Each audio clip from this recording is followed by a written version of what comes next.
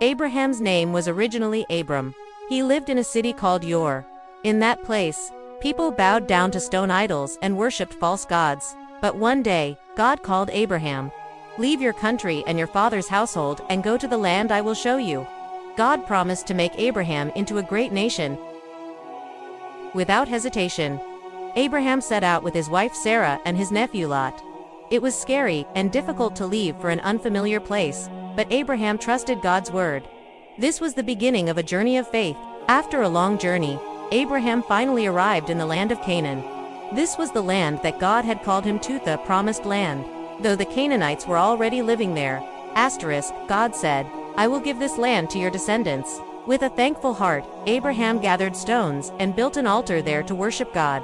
Though he was surrounded by unfamiliar people in a new land, Abraham was not afraid, because God was with him. Wherever he went, he built an altar first and lived remembering God. Faith means following promises that are not yet visible. When a great famine came upon Canaan, Abraham went down to Egypt with Sarah in search of food. But fearing how people might see her, Abraham said to Sarah, "You are so beautiful. If they know you are my wife, they might kill me. Please say you are my sister." Just as he feared, Sarah caught the attention of Pharaoh, the king of Egypt, and was taken into the palace. Abraham received many livestock and riches, but his heart was heavy and anxious. However, God brought plagues upon Pharaoh's household.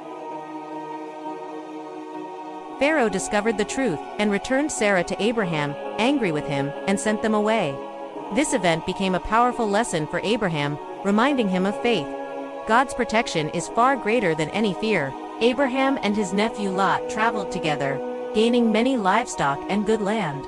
But as time passed, their herds grew too large, and their herdsmen began to argue.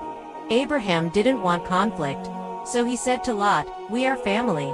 Let's not quarrel. If you go to the left, I will go to the right." Lot looked up and saw the Jordan plain.